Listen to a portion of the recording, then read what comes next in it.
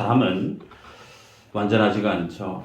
사람은 저마다 연약함이 있고 약점이 있습니다. 중요한 것은 자신의 약점과 그 연약함이 무엇인지 본인이 더 잘 알고 그 자신의 약점과 연약함을 보완하고 그리고 준비를 잘 해서 그것 때문에 인생의 큰 위기를 경험하지 않아야 되는 것 우리 모두가 다 공감하는 내용이라 생각합니다. 그런데 의외로 많은 사람들이 자신의 약점을 알면서도 그 약점을 잘 다스리지 못하고 보완하지 못해서 그 약점 때문에 인생의 큰 낭패를 경험하는 분들이 많습니다. 절제하지 못하고 시기와 질투하고 절제되지 못하는 욕심, 욕망 때문에 다른 어떤 외부 환경이 아닌 자신이 도리어 자신의 삶을 무너뜨리는 그런 큰 실수를 하는 경우들 성경에서도 자주 보게 되죠. 성경에 노아의 경우를 한번 생각해 볼까요? 하나님께서 홍수에 대한 심판의 말씀을 주시고 그가 120년 가까이 노아의 방주를 만들지 않습니까? 그 노아에 대해서 하나님은 그의 삶을 평가합니다. 하나님의 은혜 얻었던 사람이다. 하나님 앞에 의인이다. 그렇게 주님이 인정을 했던 인물이 노아 아니에요? 그렇게 하나님 앞에 인정받았던 노아가 정말 죽을 것 같은 큰 홍수 심판의 위기를 다 경험하고 난 이후에 그가 어떤 실수를 범하죠? 술을 너무 과하게 먹고 벌거벗은 채 잠을 자면서 자신의 자녀들로부터 수치를 당하게 되죠. 술을 절제하지 못한 노아의 실수가 드러납니다. 모세는 어떤가요? 우리가 수요일마다 출애굽기를 말씀을 묵상하지만 모세는 출애굽을 이끌었던 위대한 유대인의 지도자 아닙니까? 그런 그가 하나님 앞에 정말 가슴 아픈 사연이 있죠. 모든 사람들이 꿈에 그렸던 땅, 약속의 땅, 그 가나안을 지척에 두고 다른 사람들은 다 그 가나안 땅을 밟고 들어가는데 모세만은 그 가나안 땅을 들어가지를 못해요. 왜 못 들어갔죠? 성경의 표면적인 이유는 반석에 대해서 하나님이 명해서 물을 뽑아내게 만들었는데 그 반석에 지팡이로 두 번 탕탕 내쳤단 말이죠. 하나님의 영광을 거룩의 영광을 드러내야 될 그 순간에 그는 백성들이 하도 원망하고 불평하는 그 백성의 못된 모습을 스스로 잘 다스리지 못해서 결국은 가나안 땅에 들어가지 못했던 모세의 모습을 우리는 알고 있습니다. 민수기에 하나님이 기록합니다. 지면이 어떤 사람들보다 모세가 참 온유함이 큰 사람이다. 그렇게 온유함이 컸던 인생도 잦은 매번 경험했던 백성들의 원망과 불평과 그 짜증을 속으로 잘 다스리지 못해서 자신의 삶의 가장 큰 아픔을 경험하는 인물로 기록되고 있죠. 성경에 외에도 많습니다. 발람, 최초로 나귀한테 잔소리를 들은 사람. 혹은 다윗은 어때요? 충성스러운 우리야를 죽게 만들었던 그것, 자신의 욕정이죠. 혹은 아나니아 삽비라는 어떻습니까? 물질에 대한 욕심, 그것을 떨쳐내지 못해서 하나님 앞에 거짓으로 헌금했다고 얘기했을 때 하나님 앞에 적결 그 자리에서 죽음을 당하고 말았던 인생들.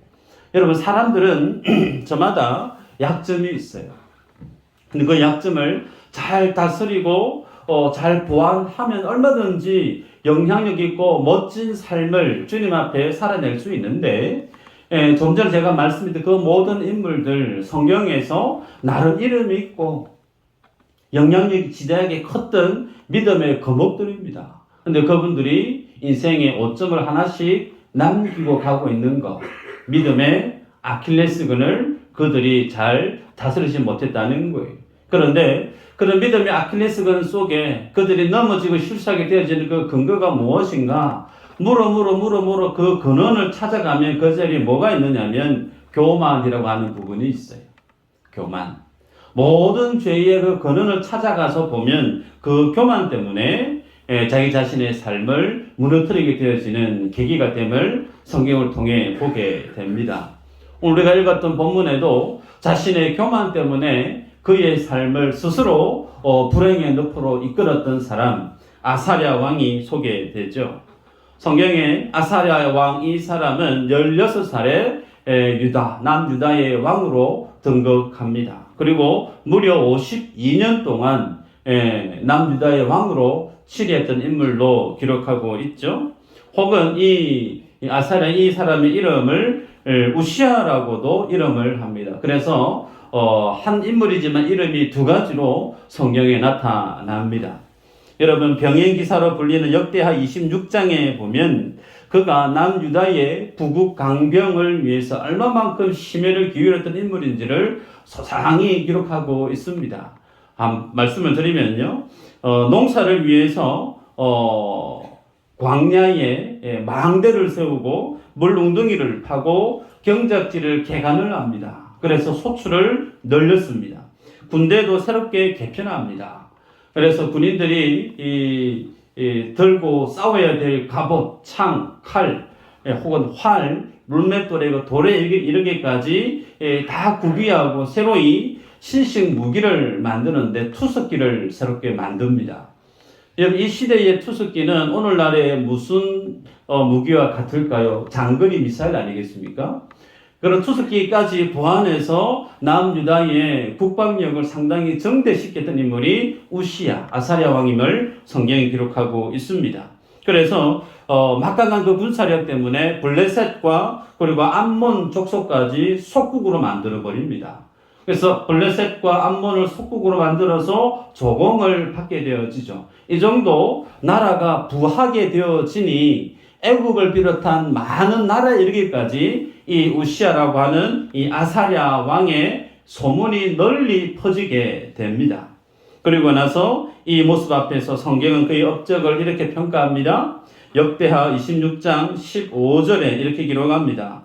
또 예루살렘에서 제주 있는 사람들에게 무기를 보완하게 하여 망대와 성과 위에 들어 화살과 큰 돌을 쏘고 던지게 하였으니 그의 이름이 멀리 퍼짐은 기이한 도심을 얻어 강성하여 짐이었더라. 여러분, 기이한 도움을 얻어 강성하여졌다. 이 말의 안의 의미는 하나님이 그의 삶을 복 주셨다. 그렇게 해석해도 다르지 않습니다. 세상에서 정말 훌륭한 왕으로 칭찬 일색으로 그 사람의 업적을 평가할 수 있는데 그런 그의 이후의 평가는 또 어떻게 달라지는가? 16절입니다. 그가 강성하여짐에 그의 마음이 교만하여 악을 행하여 그의 하나님 여호와께 범죄하되 곧 여호와의 성전에 들어가서 향단에 분향하려 한지라. 여러분, 강성해지고 그의 명성이 하늘을 떨칠 정도로 높아지니까 그의 마음이 어떻게 되었다고요? 교만해졌다는 거예요. 그 교만 이꼴 성경은 악하다라고 평가합니다. 오늘 읽었던 본문 앞전에 우리가 앞서 보았던 열왕기하 14장 19절에 보면 이 아마샤의 아버지 이 우시아의 아버지 아마샤가 등장하는데 그 아버지 아마샤가 어떻게 죽었느냐면 백성들의 반역에 의해서 쫓겨서 어디까지요? 라기스까지 쫓겨가서 결국 그 자리에서 시해를 당하고 맙니다. 그 모습을 봤던 그의 나이가 16살입니다. 그래서 아버지가 반란군에 의해서 시해를 당하고 그 반란군에 의해서 그가 왕으로 옹립이 되어졌다는 거죠. 그러면 생각해 보면 지극히 그의 왕정 초기에는 참 힘이 없었겠다. 불안한 그의 왕권이었음을 좋게 짐작할 수가 있죠. 그런데 그랬던 그가 강성해지니까 교만해짐으로 인해서 어떤 행동을 했느냐면 성전에 가서 제사를 드림에 있어서 예배자가 아닌 직접 그 예배를 제사를 주도하는 제사장의 역할을 감당하려 했다는 거예요. 그래서 하나님 앞에 직접 본인이 분향하려고 했던 그 모습을 두고 하나님이 그것을 여호와께 범죄했다라고 말씀을 합니다. 당시에 이 우시아 왕이 하나님 앞에 제사하려고 했던 그 상황을 두고 대제사장과 제사장들 80명이 만류합니다. 하나님 앞에 이것은 범죄함입니다. 하나님께 영광이 되지 못합니다. 하나님 앞에 좋은 얘기 듣지 못합니다. 하시서는 안 되는 행동입니다. 만류했다는 거예요. 경고했다는 거죠. 그런데 그렇게 주위에서 자신이 하나님 앞에 직접 분양하려고 하는 그 모습을 방해하고 만류하니까 아마 본인이 꽤나 짜증이 났던 것 같아요. 예.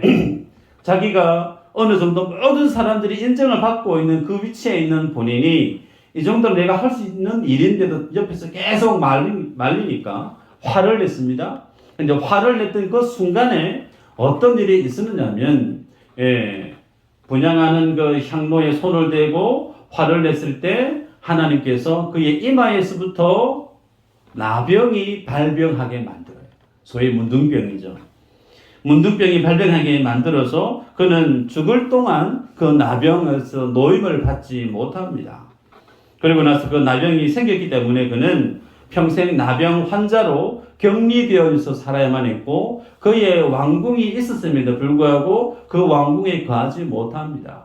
별궁에서 지나게 됩니다. 그리고 그는 나병 환자니까 나라를 다스릴 수가 없는 거예요. 결국 그의 아들이 자신의 왕위를 대신해서 나라를 다스리는 참 희한한 상황이 벌어지게 된 거죠. 서두에 말씀했습니다. 이 우시아라고 하는 왕이 남유다를 다스렸던 시세의 기간이 52년이에요. 52년. 정말 긴 세월입니다. 그런데 나병이 발병해서 남았던 그 시간은 24년 정도 됩니다. 꽤 긴 시간, 24년 동안 나병 환자로서 별궁에서 무늬만 남유다의 왕으로 살아야만 했던 인물이 우시아, 아마시아 왕임을 보게 되죠. 여기서 궁금한 게 있어요. 왜 그러면 하나님은 그렇게 긴 시간 동안 나병 환자로 살아가는 그의 목숨을 빨리 거둬들이지 않고 정말 장수하게 만들었을까? 24년이 넘는 그 긴 시간 동안 나병 환자로서 그가 남유다의 왕으로서 그렇게 별궁에서 살게 만들었던 하나님의 의도, 하나님의 뜻이 뭘까? 우리는 좋게 궁금해질 수 있죠. 여기에는 그 우시아의 왕의 모습을 보면서 믿음의 후대들과 당대에 하나님이 분명히 교훈하시는 메시지가 있는 줄 압니다. 소위 반면 교사를 삼아야 된다는 것이겠죠. 그래서 오늘 이 본문을 보면 우시아 왕이 강성해졌을 때 그의 삶을 무너뜨린 거 외부의 세력이 아니고 자기 안에 있었던 교만이었음을 성경은 말씀합니다. 자, 그러면 우시아 왕이 왜 교만해졌을까? 아이러니하게도 우시아를 교만하게 만들고 그의 삶을 무너뜨리게 만들었던 것은 그를 가장 강하게 만들었던 요소들 때문임을 성경은 보여줍니다. 여러분, 그것이 뭔지를 3절, 4절 읽어드리면요. 아사랴가 그의 아버지 아마시아의 모든 행위대로 여호와 보시기에 정직히 행하였으나 오직 산당은 제거하지 않았으므로 백성이 여전히 그 산당에서 제사를 드리며 분향하였고 라고 합니다. 자, 두 가지를 성경은 소개합니다. 첫 번째는 그가 하나님 보시기에 정직히 행했다라는 거예요.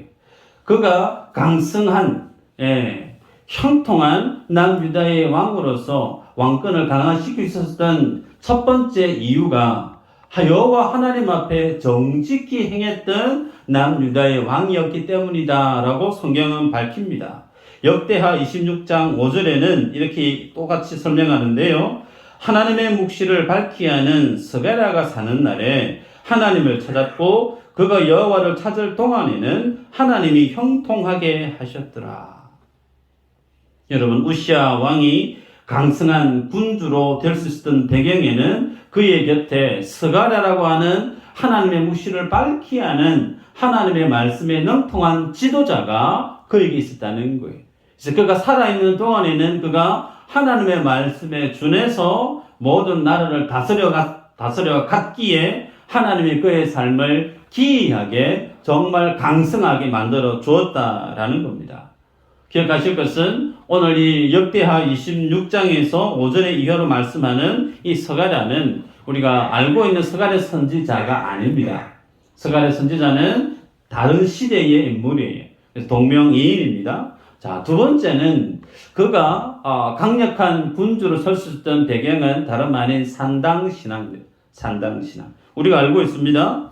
산당을 제거하지 아니했다 4절에 밝혔고 5절에는 백성들이 산당에서 제사를 드리는 것 그것 때문에 하나님이 그를 쳐서 죽는 날까지 나병 환자가 되어져서 별궁에서 살게 만들었다라고 성경은 기록하고 있어요. 계속해서 우리가 남유다의 상황을 보고 오는데 산당 신앙이 이스라엘 안에 늘 있었던 것을 기억합니다. 여러분 산당 신앙은 민족 고유의 민초들 속에서 자생했던 혼합적인 어떤 신앙의 모습을 띄고 있는 것이 산당 신앙이죠. 자, 여기에서 우리가 한번 생각을 정리해 볼 필요가 있습니다. 성전 중심의 신앙과 산당 중심의 신앙 혹은 성전의 제사와 산당에서의 제사의 차이점이 뭐가 있을까? 여러분, 성전에는 모든 제사가 진행되어지는 그 절차가 자기 마음대로 행해집니까? 그렇지 않죠. 하나님이 말씀해 주셨던 율법의 순서대로 제사가 진행되어질 뿐만 아니라 그 제사를 집도하는 이가 누구죠? 아론의 후손들에 의해서 그 제사가 진행되어집니다. 절차가 있고 그 절차를 맡아서 진행시키는 하나님이 기름 부음을 허락한 하나님의 종들에 의해서 그 제사가 진행됐다는 거예요. 그러면 산당신앙은요? 산당신앙은 제사를 드리긴 드리는데 거기에는 절차, 율법, 주님이 주신 적이 없어요. 동물을 잡긴 잡는데 그냥 대충 잡아도 되는 겁니다. 그리고 그 잡는 절차 속에 누가 그 일을 주관할까요? 아론의 후계자들입니까? 그렇지 않죠. 하고 싶은 사람, 소위 아무나 소질 있는 사람, 원하는 사람, 누구나 할 수 있는 거예요. 자, 그러면 여기에서 가장 큰 차이점이 있는데요. 산당신앙과 성전신앙의 가장 큰 차이점, 그 중심에는 뭐가 있느냐면 개인의 영적인 간구하는 기도가 있고 없고의 차이가 있습니다. 중요한 부분이에요.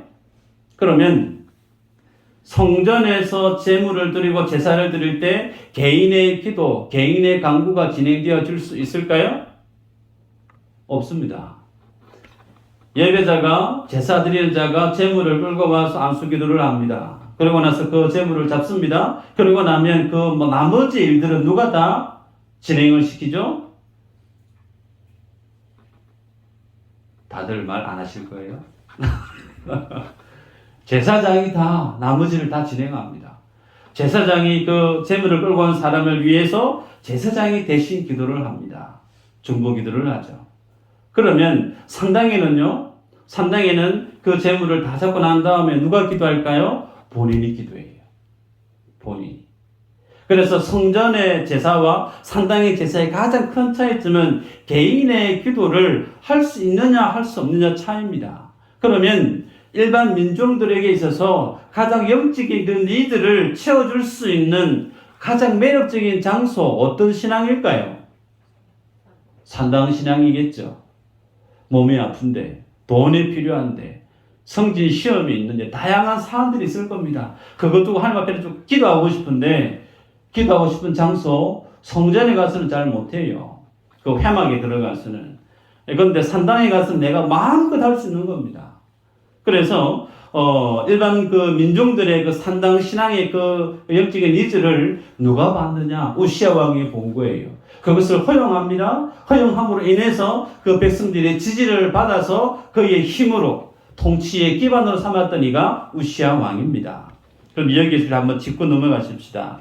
산당 기도는 개인의 개인적인 기도가 개인의 간절한 바람이 쏟아져 내려오는 장소가 산당 제사하는 장소죠. 여러분 그 모습과 똑같은 성격이 우리나라에 어디에 있을까요? 무당집, 점집 다르지 않죠. 그죠? 그곳에 가서 열심히 복채를 내고 기도하고 애쓰는 사람 산당에 사는 거와 똑같습니다. 바라는 것이. 그럼 교회는 좀 다를까요? 달라야 되겠죠. 근데 교회에 와서 기도하는 기도의 모든 기도의 내용이 산당에서 기도하고 점집에서 기도하는 내용과 똑같다라고 하면 그 모습은 성경이 얘기하는 기도의 본질적인 모습과는 상당히 거리가 멀다는 거예요. 우리들은 하나님 앞에 나와서 내 개인의 필요를 충분히 기도할 수 있으면 잘못된 거 아니에요. 그런데 우리의 기도에 나아가야 될 목적, 그 방향성은 하나님 앞에 요구하는 데 있지 않고 하나님의 뜻을 알아가는 데 있습니다. 주님이 십자가 지시기 전에 기도하십니다. 너무나 무서워서 두려워서. 그런데 마지막에 뭐라고 기도하십니까? 하나님의 뜻이거든. 하나님의 뜻이거든. 기도란 성도에게 하나님 우리에게 요구하시는 그 기도의 모습은 나에 대한 하나님의 뜻을 알기를 원한다는 거예요. 그 하나님의 뜻을 알고 하나님의 계획이 내 속에 무엇인지를 알고 그 하나님의 뜻과 계획에 내가 어떻게 살아가야 될지를 알아가는, 그래서 내 인생에 대한 하나님의 계획을 하나씩 찾아가고 발견해가고 하나님의 뜻이 내 삶들 속에서 성취되어져 가는 것을 미리 맛보고 경험하는 것이 뭘까요? 그게 기도 생활이에요. 그래서 교회는 점집과 무당집과 판이하게 달라야 됩니다. 아멘인가요? 달라야 됩니다. 자기의 소원만 온종일 목 쉬어가면서 열내면서 기도하다가 싹 돌아가 버리는 그런 신앙에서 우리의 신앙의 모습이 하나님의 뜻을 찾기 위해서 코피 쏟아가면서 목 쉬어가면서 기도하는 자리까지 우리가 나아가야 될 필요성이 있다는 거예요.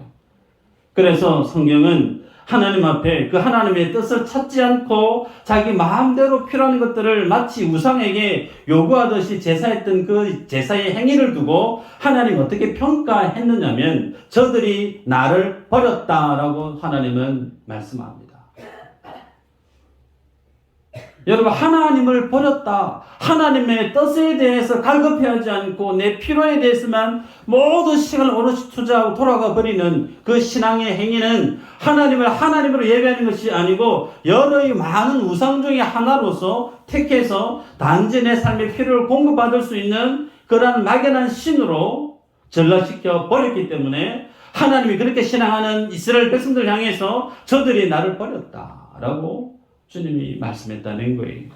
그러기에 여러분 오늘 이 말씀을 보면서 주님이 우리에게 주시는 교훈이 있습니다. 첫 번째는 우리가 하나님의 말씀의 그 영향력 안에서 자라나는 인생이 되어야 된다는 거예요.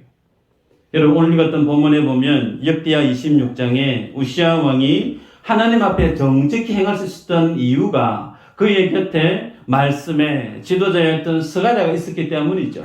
그 스가랴가 살아있는 동안에 그를 통해서 전해지는 그 모든 말씀을 그가 믿음으로 받아냈어요. 전해지는 그 말씀을 그대로 순종하고 믿음으로 살아냈을 때 하나님이 그에게 형통함을 주었고 그에게 강성함을 허락해 주었습니다. 여러분, 그래서 말씀의 자리는 오늘 우시아 왕에 한해서 성경이 우리에게 보여주는 모습은 형통의 자리라는 거예요. 말씀의 자리는 내가 강성해지는 자리라는 겁니다. 아멘 하시기를 바랍니다. 아멘. 여러분, 이 자리가 어떤 자리일까? 물론 주일날 와서 예배하는 시간도 마찬가지죠. 새벽 시간 마찬가지입니다. 혹은 여러분이 개인의 큐티의 시간을 갖는다 마찬가지입니다. 하나님의 말씀이 있는 그곳에 내가 부복하고 주의 말씀을 듣기를 바라고 주의 음성을 듣기를 갈급해하며 내 자신을 세우는 그 시간은 어떤 시간인가? 하나님이 나의 인생을 형통케 하시는 시간의 시작점이라는 거예요. 내가 하나님의 말씀에 눈뜨고 내 하나님의 말씀에 마음을 활짝 열고 주님 앞에 나아가기를 애쓰는 그 순간이 하나님이 내 인생을 강하게 만드시는 시간의 시작점이라는 거예요. 여러분, 그런데 이 말씀의 자리, 스가랴가 얘기했던 고지곳대로 우시아는 초기에는 다 받아들였다는 겁니다. 여러분, 그러기에 저는 여러분에게 권면합니다. 목회자든 혹은 구역 안에서의 구역장님이든 혹은 목자님이든 누구든지 하나님의 말씀으로 권면할 때는 내 감정이 좀 그래도 내가 좀 마음에 감동이 안 돼도 하나님의 말씀이면 그 말씀 앞에 귀를 여실 수 있고 그 말씀 앞에 순종하고자 하는 열린 마음을 지니시기를 주의 이름으로 축복합니다. 목회자가 하나님의 말씀이 아닌 다른 것을 여러분에게 권할 때 여러분 그거 판단하셔서 분별하셔서 yes, no 해도 괜찮아요. 양 목사 안 되십니다. 그런데 양 목사가 여러분에게 하나님의 말씀에 준해서 권사님, 집사님 이거 아닌 것 같은데요. 이렇게 하셔야 될 것 같은데요. 권할 때 여러분 젊은 어린 목사의 말로 듣지 마시고 하나님의 말씀으로 듣기를 축복합니다. 두 번째는 자신의 자리에서 최선을 다하되 그 자리를 벗어나지 말 것을 우리에게 도전합니다. 여러분 모든 인생의 불행과 고통은 그 원인이 어디에 있느냐면 성경은 죄의 결과다라고 얘기해요. 다시 말씀할까요? 인생이 괴롭고 슬프고 아프고 어렵고 힘든 그 모든 원인의 그 근원이 어디에 있느냐? 성경은 죄 때문이다라고 얘기합니다. 사람이 왜 죄를 짓게 되어지는가? 하나님이 그에게 주신 자리가 있습니다.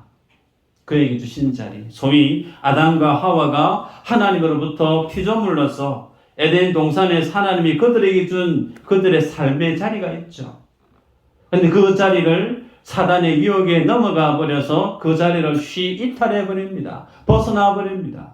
그러면서 동기는 어디에 있죠? 하나님처럼 지혜롭게 되어질 것을 그들이 원했다는 거예요. 피조물에 하나님의 통치, 하나님의 다스리심을 받는 것을 꺼려하고 싫어하고 독립해서 나도 하나님처럼 좀 살았으면 좋겠다라고 하는 하나님이 그들에게 주셨던 원래의 그 자리를 벗어나 버렸던 그 모습에서부터 성경은 죄의 결과물로 뒤범벅이 되고 말았습니다. 그러기에 여러분 이 세상의 충돌, 이 세상의 갈등 그 중심에는 자리 이탈에 대한 원인이 분명히 있음을 알 수가 있죠. 우시아의 왕의 경우도 다르지 않습니다. 하나님이 그를 왕으로 세웠나요? 제사장으로 세웠나요?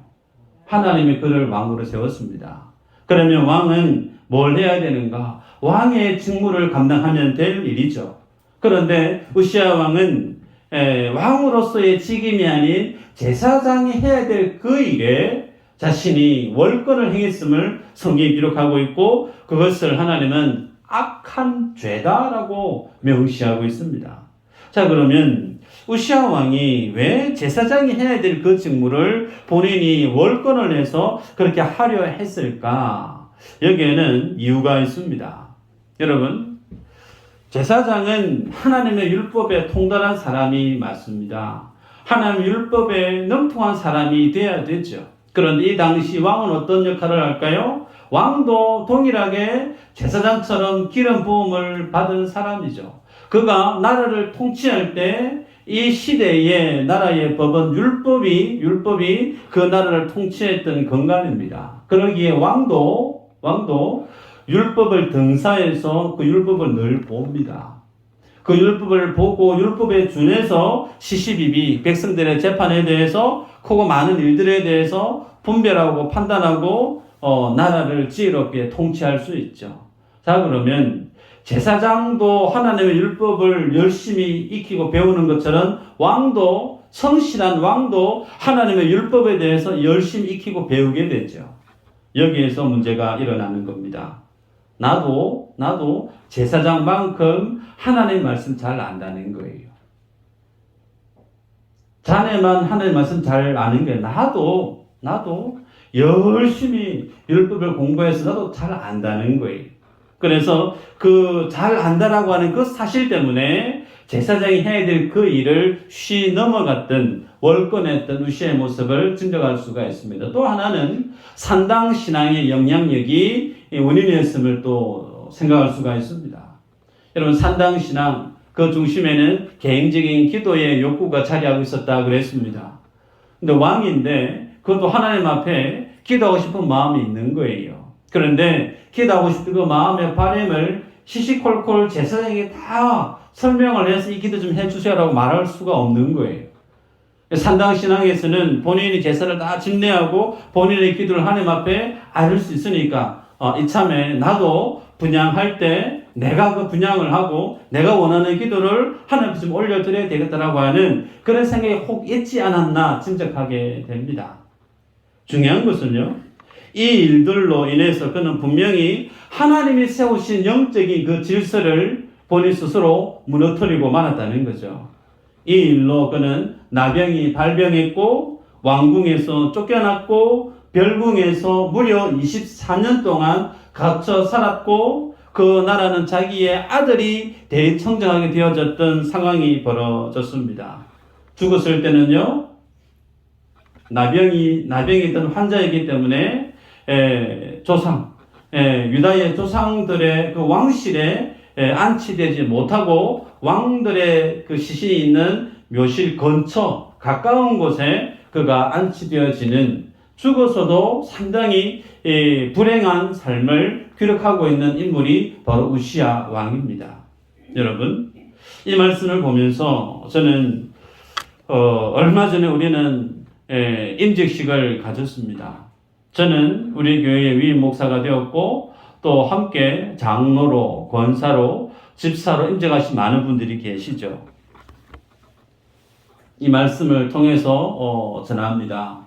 하나님이 세우신 하나님의 일꾼들이죠. 그러면 그분들에 대한 하나님의 직임이 있습니다. 장로님은 장로님을 해야 될 직임이 있고, 권사님은 권사님으로, 집사님은 집사님으로 해야 될 직임이 있다는 거예요. 하나님 세우신 위치가 있다는 거예요. 근데 그 위치를 쉬 이탈하려 하지 마시기를 바랍니다. 더욱 직접적으로 얘기하면 하나님이 세우신 그 직분, 그 위치를 가볍게 여기지 말라는 겁니다. 하나님이 내게 주신 어떤 사명이 있고 직분이 있고 직임이 있을 때 그 자리를 고수하기 위해서 몸부림쳐야 될 사람들이 새롭게 임직했던 분들 안에 있어야 될 마음이라는 거예요. 제가 우리 교회에 작년에 와서 지금까지 봅니다. 수요일 날 주일 오후 때 대표 기도를 권사님들이 하시죠. 그런데 피치 못할 일이 있어서 예배를 참석하지 못하고 대표 기도를 하지 못하고 가시는 분들이 있을 수 있어요. 인간인지라 급한 일이 있으니 그럴 수 있겠다 치십시다.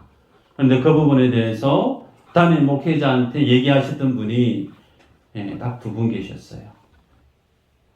나머지 분들은 말씀도 없어요. 심지어 내가 대표 기도인지도 인지를 못하고 있어요. 여러분, 하나님의 교회를 예배를 섬기는 하나님의 세운 하나님의 일꾼들, 그 자리를 가볍게 여기서는 안 됩니다. 무겁게 여기셔야 돼요. 네. 저는 말씀을 준비하면서 몇 날 며칠을 고심해서 이 자리에 섭니다. 당연히 그래야 되겠죠. 설계 원고를 작성하고 나서 탈고를 서너 번 이상하고 이 자리에 오기 전까지 목양실에서 원고를 보고 또 보고 또 보고 그럽니다. 그래서 원고를 준비하고 나면 집에 가서 쓰러져 잡니다. 피곤해서. 예배를 준비함에 있어서 그 많은 진액을 쏟아야 되는 것처럼 우리의 예배의 순서마다 찬양을 하고 직분자로서 직임으로 하나님 주신 그 직분에 감당하기 위해서 설 때 그 자리를 고수하는 그 자리가 무슨 자리일까요? 형통의 자리입니다. 강성해지는 자리입니다. 하나님의 복을 드러낼 수 있는 쓰임받는 가치 있는 자리라는 거예요. 그것을 가볍게 여기지 마시길 바랍니다. 오늘 주는 우리에게 이렇게 도전합니다. 하나님의 말씀에 내가 거하고 있는가? 우리들은 저마다 약점이 있습니다. 자존심이 약한 사람이 있어요. 물질에 약한 사람이 있어요. 사람에게 인정에 약한 사람이 있습니다. 다른 사람들에게 인정받고 싶어하는 욕심 있는 분이 있습니다. 내 안의 약점 저마다 다 다양합니다. 그러나 그 약점 오늘 성경에 보니까 하나님의 말씀 안에서 다스리심을 받아야 된다는 거예요. 그 말씀 속에 내가 녹아져야 된다는 거예요. 2번째는 하나님이 그에게 주신 사명의 그 자리를 쉬 이탈하지 말라는 겁니다. 이 2가지만 우리가 주님 앞에 지키고 살아갈 때 능히 하나님 우리를 통해서 영광 받으실 수 있다 믿습니다. 그런 저와 여러분들 되시기를 주 이름으로 축복합니다. 기도합니다.